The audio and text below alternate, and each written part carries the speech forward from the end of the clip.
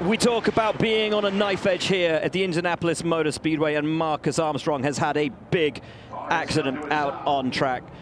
Behind the wheel, moving his hands, the AMR safety team there swiftly to check on how he is. It's a massive, massive hit for Marcus Armstrong. The visor goes up.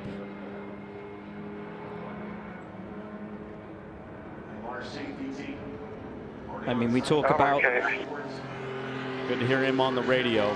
We talk about the difficult conditions. We talk about being on a knife edge and having to push, needing these laps to find your feel with the car, and this absolutely not what Meyershank needed, not what Marcus Armstrong needed on one of the most important days of the entire season. We did hear him radio in say that he's okay, and that is relieving because that was a big hit. Well, and oftentimes you can take a hit like that and you might need 20 or 30 seconds before you can actually take a breath.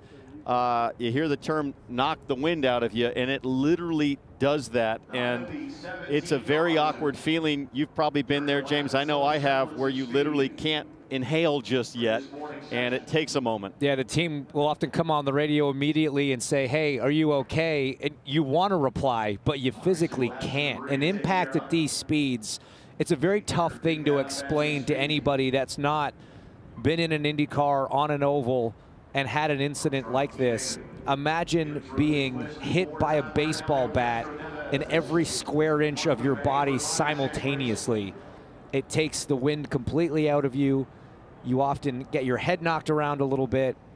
Your knees can crack into one another. Your hands can hit the side of the tub. There's all sorts of things that happen when that much energy is trying to disperse in one spot. I was talking to Takuma Sato earlier this week, who of course had that big impact during the open test, and he said even a couple of weeks later his body was still recovering. His ribs were still painful for him after that huge impact in the open test. Marcus Armstrong, if they can rebuild that car, will not have weeks to feel better. He will have but hours in order to try and get himself back into a place where he feels ready to take on this tremendous challenge. Now, he crashed in turn 1, but where he sits is in the middle of turn 2. It gives you some idea of just how fast he's going and how far he slid. You did the math yesterday. The short shoots are... The short shoots are 1/8 of a mile. The corners themselves are a 1/4 mile. So he's done about a 1/2 mile since he made contact with the wall. Yeah, and there are the pieces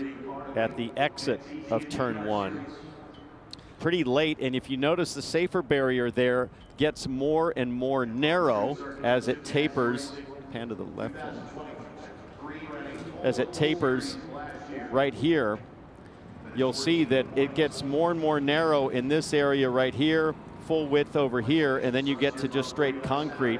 I'm not sure where the impact zone was. We think it might have been back here, but even with the safer barrier, I would venture to say that that was somewhere between 75 and 100 G impact, just based on what the car looks like.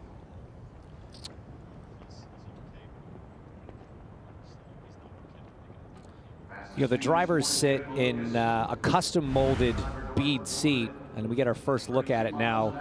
Yeah, just a little bit high. Loses it once. Very similar to the accident of Takuma Sato, actually. Looks very similar to Takuma's accident from the open test. But it's just a tremendous amount of energy. 230 miles an hour minimum speed in the corner. Yeah, you look at the gearbox is completely popped open, half shaft ripped out. And Townsend, you were talking about this right at the top of the show. How loose the rear of these cars can get with the hybrid unit in there, the added weight. The rear went on him. He almost appeared to catch it, and then the rear went on him again. It's a pendulum effect, right? It catches, and then it hooks back, and then it swings back out again, even bigger on the next one. And at some point, you simply run out of road. Watch in real time. Oh, boy. Oh. And you know what? The way he hit, the back goes in first, but it almost creates a whiplash effect with the front of the car coming around, and often it's that second impact that hurts more. He's high. He's definitely a little high. He saves it that first time, but the momentum, it's the inertia of the back coming one direction, then the other. And as the front of the car comes around, that's obviously where the driver's sitting in the front half of the car. You can really smack your knees together. That can be one of the big issues for the driver in that type of impact.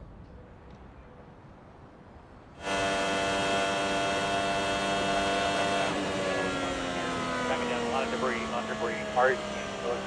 Right here. The one right there. Stay up high. Over the top of that. Yep, take a look. Car's still over there in the middle of 2, rolling down. You see it.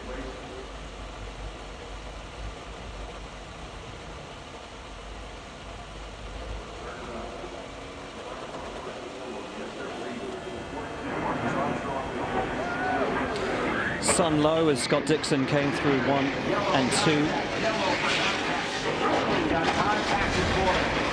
And Marcus Armstrong on the gurney being taken away by the AMR safety team.